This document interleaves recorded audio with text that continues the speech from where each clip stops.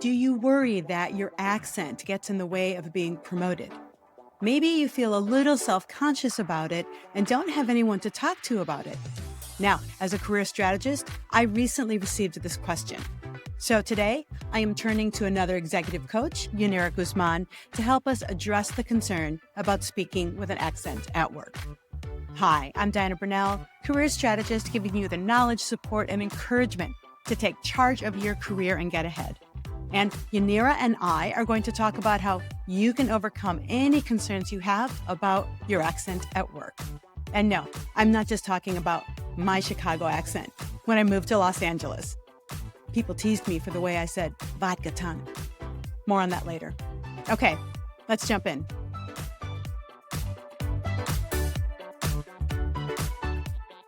Yanira, thank you for being here. Thank you. Thank you for having me.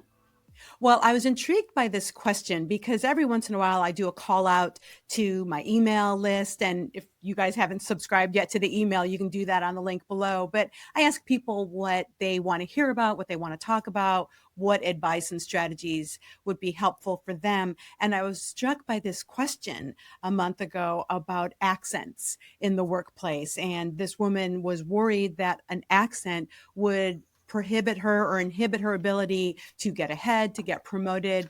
And this really resonated for me because I moved from Chicago to Puerto Rico where I had an accent. And then I moved from Puerto Rico back to Chicago where I had an accent. And then, fun fact for my Chicagoans here, when I moved from Chicago to Los Angeles, they said I had a Chicago accent. So I really want to talk through different ways of how someone can think about this. But tell me about your clients. Have you had this conversation about accents before? Yeah, definitely. So first of all, most of my clients are either first gen US born or immigrants from Latin or Spanish speaking countries. So this has come up.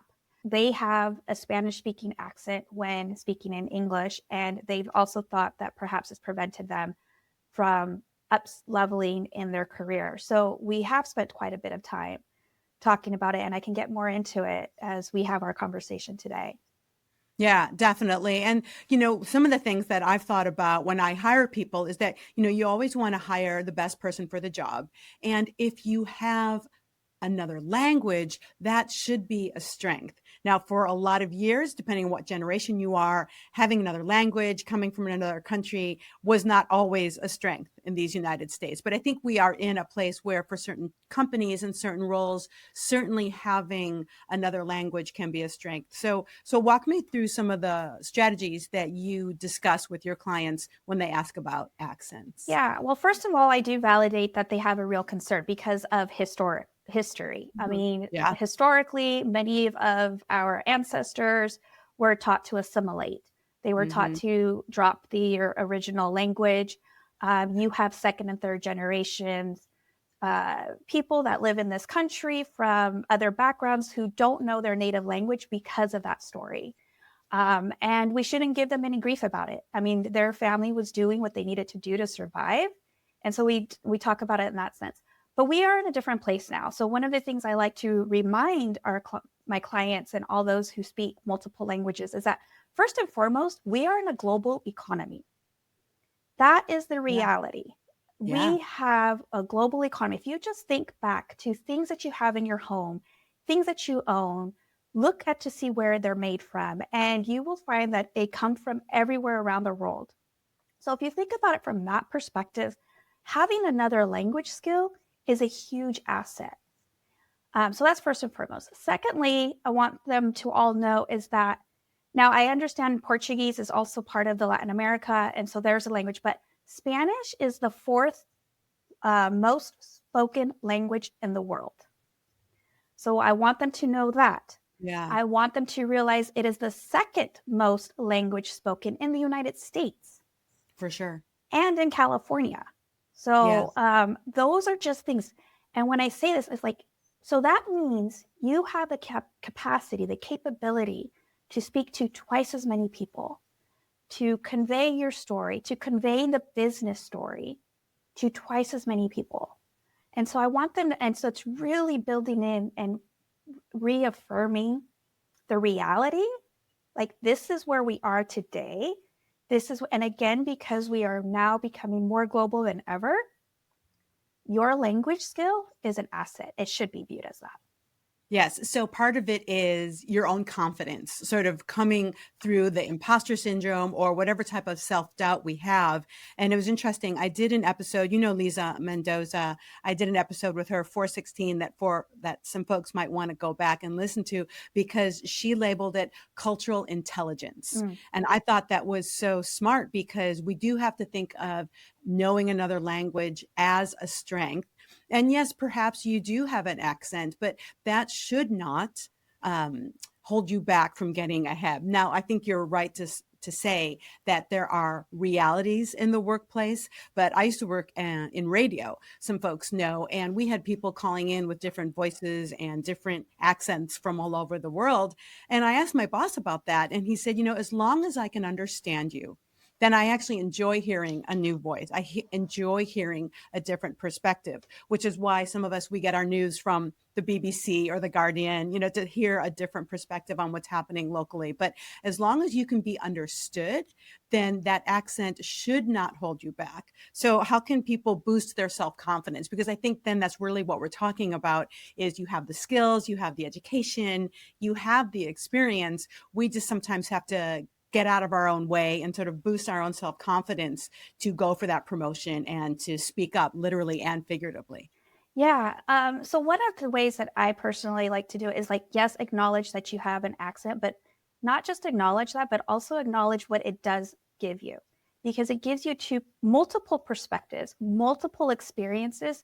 You probably have multiple lived experiences, and all of those are valuable. So, for instance, even though I was born and raised in California, my family comes from Mexico, and Spanish was spoken in the home. But my accent comes out when I speak Spanish. And I know what it feels like to be made fun of for having an accent. Mm-hmm. I know there could be shame there, because I have pocha Spanish, or which is like, you can tell I'm not raised in a Spanish speaking country. And for years, I was ashamed of it. But then once I started realizing how I can use it to help people, especially people that were new to this country, and help them navigate systems, I started owning it, whether or not I had an accent or not. Yeah. And I'll give you a prime example. When I was working for a tech company, I was not in the sales team. I Mm-hmm. was on the consulting side of the house, but they were sending a sales team to 2 Latin American countries to sell our product. And there was no one on the team who spoke Spanish. And so I started asking again, like, those cultural competency questions, like, do we know for sure that the business language is going to be English? Do we know that they operate the same hours as we do? Because where my family's from, in the big cities, they close down from 2 to 4 p.m. for their Mm-hmm. siesta. So I Yeah. started asking these questions of our sales team, and then they started realizing, oh, wait, we don't know. I got myself to go on this trip. So I ended up going to Mexico and Peru on the dollar of my company, because Good for I you. knew these questions. And then when I was there, again, I'm not a salesperson, but when I was there, I introduced myself in Spanish, and I also just acknowledged with the group, I may not say everything correctly, or I may have an accent, but they didn't care. They being the customer, they being the client, they didn't care. And even though this conversation was happening in English, there were multiple times where the translation wasn't connecting. And so Mm-hmm. they would look at me, they being the Spanish speakers would look at me to help translate and convey what my sales team was conveying. And then it was like, oh, okay, we can move on. So it was then I was like, I don't care that I have an accent at this point, because I saw what I was able to do for these two different groups to come together and understand one another. And so I share that story in a way because that's what my clients, that's what those who have an accent, that's the capacity, the capability that they have that someone else can't do. Yeah. So you're saying it's part of it is speaking up when there's an opportunity. So that way they see this value. If you do have that other cultural understanding, or in this case, an actual language that you can bring. And that's true because not everyone knows that you had some understanding of the Right. Spanish language. And no one wants to assume either. So I think being able to see and be smart about it, when can you insert yourself in a helpful collegial way? Like, hey, do you need help with this? Or I noticed that you're doing some work down in Mexico. Have you thought things through? Do you want someone to practice with? Just sort of offering your help. And then now they know that they have someone to turn to. Yes. So it's a matter of making sure then that they know that you have this asset. They know that they can turn to you, which is really helpful. You want to be that collegial person.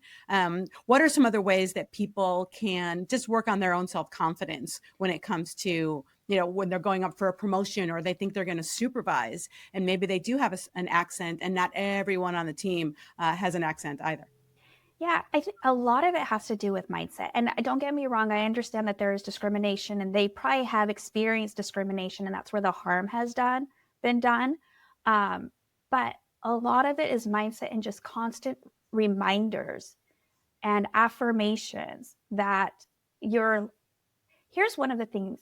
I was also a bilingual teacher, one of my first careers, but one of the things that I want people to know is that language does not equate intelligence. And I think that's where we get, if you have an accent, there's this thing that, oh, I'm not smart enough.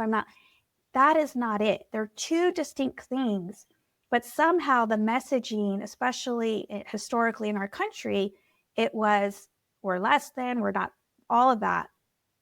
So just reminding and reworking, um, rewiring the brain that you have, knowing more than one language means you've had more experiences, means you can speak to more people, means you can be of service to more, not just on a personal level, but on a professional level, and just constantly having to restate that over and over. That's one thing. And then the other thing is to find there are stories of people who have accents who have been very successful in this country. Look for those stories as your, inspiration. For sure. And even look within your own company. See who else in the company perhaps has an accent, or perhaps that they are not born in the US, and you can use them as a role model. And if you have a good relationship with your boss, I would encourage you to just make this part of your conversation one day. Say, I'm really interested in getting promoted and leading the team. I just want to make sure that my communication is strong. I realize I have an accent, but do you think that's an issue? And you will probably hear them say, no, it's great, actually. And they will say all these other things. And so once you get it off your chest, that's kind of sometimes all we need, is that external validation that, no, it's great that you have an accent, or it doesn't hold you back. And then you can be relieved. And I think this is a challenge sometimes for us because we're so hesitant and we're not used to having bold conversations like this. And so it's just a matter of asking and clarifying, because you want to make sure that you contribute to the company and that you want to get ahead, and you just want their take. And I bet you would be pleasantly surprised. I would agree with that. Like once you just name it up front, put it up front, your main concern. That's exactly what I did when I went on this business trip and I was going to be served. I told them, like, hey, my Spanish isn't the best. And the amount of compassion, empathy, and respect that I still got, will still play out here. It could potentially play out here with that conversation that you're suggesting with your colleagues, your supervisor, your leadership, and just put it out there. And we could be those role models. Right. I think of a time when I hired not one, but two people who were born in China. And so Mandarin was their native language, and I could understand them, but they were raised in China. So they were very recently arrived. And every once in a while, I would use a phrase, a catchphrase of some sort. And the one woman, she kind of nodded at me and smiled. And I'm like, you don't know what that means, do you? She said, no. She didn't want to call me out on something. And so then I started to adapt my language to make sure that I was clear. Or like if I would say something like, this ain't my first rodeo, how on earth someone raised in China would understand what that means unless they'd heard it before. So when I said this ain't my first rodeo, then I went ahead and I was like, okay, that's what this means. And then I tried not to use those phrases, or if I did, I would clarify. So I think we can be the role models that are open to people with accents from all different types of countries, no matter where they came from, to make sure that we're clear in our communication. And sometimes I would be more clear in my email. I think you'll see that a lot of people for whom English is not their first language do rely on email, and that's okay. Maybe they're using Google Translate behind the scenes, and that's okay too. They're using the tools available to them to make your life easier. So I would give people a little bit of space, because that's the consideration that we would want someone to give us.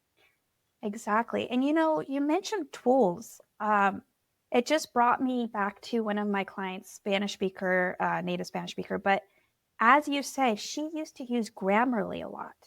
Yeah. While because of just to make sure that she's conveying, especially during written emails and things like that. Mm-hmm. So yeah, and now you mentioned Google Translate. I worked with, I had on a personal side, a Russian gentleman come to my home to do some work on my home, and we were Yeah. communicating through Google Translate, and it worked Yeah. fine. So yeah, these tools that we have available, how can we use them to help us? And by the way, everyone's using Grammarly, not just English is not their first Yeah. language. Everyone's using Grammarly. So don't be afraid to use those tools. Does the concept of microaggressions, though, come up in your work when you talk to clients? Because, we should all be so lucky that the people that we're working with are open and receptive and encouraging. But as we are in this topic of English is not your first language, some people might say things. You speak so well. Yeah. That's the Yeah. first one that comes up, and it comes up even to my native speakers. Yeah.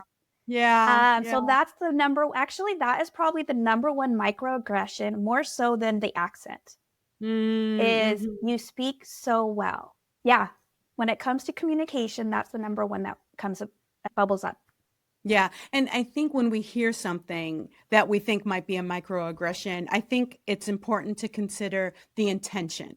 What was the tone? How did they ask that question? And maybe they were a little naive, or were they trying to be snarky? Were they trying to assert themselves? This is something that comes with practice. This comes with our own emotional intelligence and being able to read the room. And sometimes we can ask someone, say, hey, you were in that meeting with me, and they asked me that question. What did you think of that?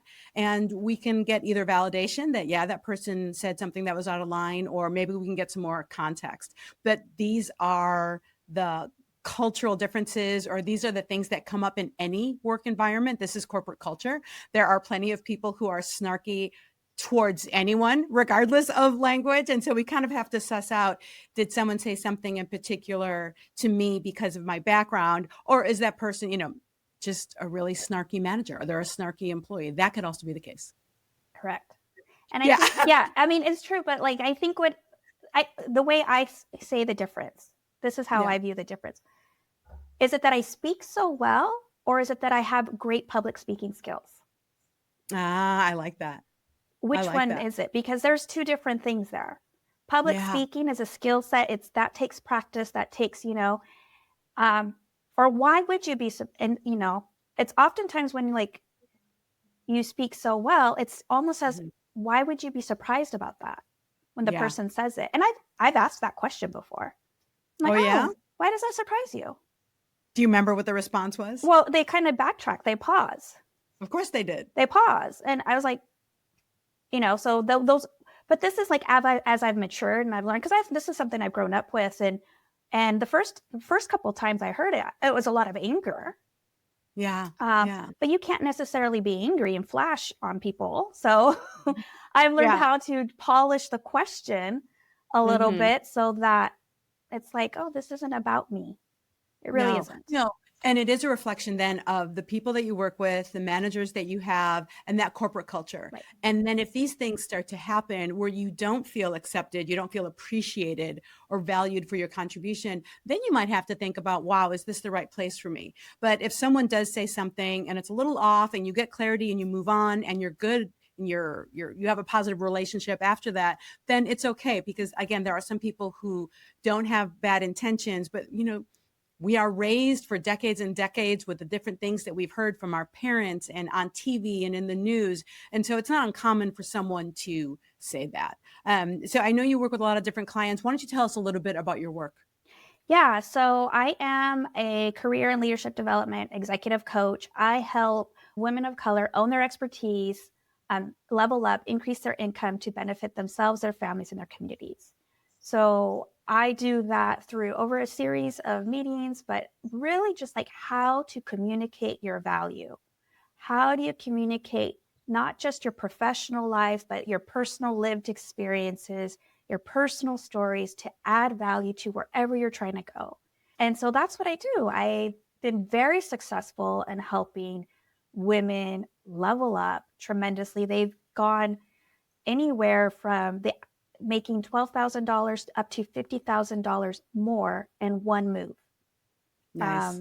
And so I'm very happy and I'm very proud of that because I've helped not just themselves, but I've helped families significantly increase their economic um, lifestyle.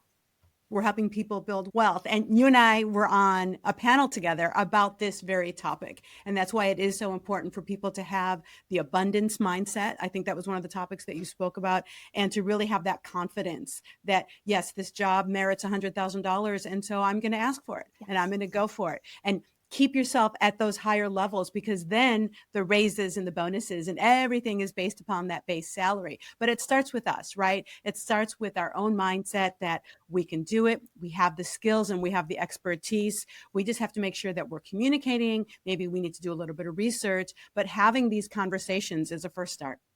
Yeah, communicating, believing in it, mindset, all of that. And also just knowing your own boundaries, your own Mm-hmm. thresholds. For instance, like, I just recently had an episode, are you going to accept less? Like, Mm. are you going to accept less? And maybe you might for a short term, but a lot of time knowing those boundaries and being like, nope, this is my rate and that's what it is. Yeah. And whatever you need to do to give yourself that confidence. So if you do have an accent and it does bother you and you've gone through all these things, then maybe you go ahead and practice. Maybe you go ahead and take a class, do whatever it takes to give you the confidence, because it might not be the actual class itself, but it's the fact that you went through an additional training that boosts your own confidence. That way you can get over that hurdle that your accent is not going to hold you back. Right. And surround yourself with supportive people. The community aspect and the supportive people, that plays huge. The one, it just helps you with your self-confidence, but also hold you for, accountability whenever you're trying to make these moves, going to a class or whatnot. But being with like-minded and supportive people, it will really help as well. I think that's terrific. Any other parting thoughts that you want to leave people? And I also want them to know where they can find you. Yeah. So one of my biggest beliefs is that you already have the skill, everything that you need to do what you want to do. Maybe it's a little bit, like you said, maybe a little bit training or refining just to get you a little bit further. But I believe that we all have the intellectual capacity to do what we want. So that's why my whole program is called Oye, Own Your Expertise. That's my coaching program. But if Very you want clever, to by the come, way. thank you. I love a good acronym, OYE, Own Your OYE, oh Expertise. yeah, own your expertise. Love it. Good for you. Yes, you can definitely find me at LinkedIn. Just do a search by my name, Yanira Guzman. You could find me on Instagram my username is at YG _ the career gem. Or you can find me on my website, which is www.thecareergem.com. And I will put links to all those things. Thank you so much for spending time with us today. Yes, thank you so much. All right, take care. You too. Thank you for listening. For more, visit cornerofficelatinas.com, where we give you the framework, inspiration, and support you need to reach and thrive in the corner office. We have some free downloads on the website, where you can also sign up for our e-news, so we can keep you posted on workshops and events coming up that you will not want to miss. That's cornerofficelatinas.com. See you next week.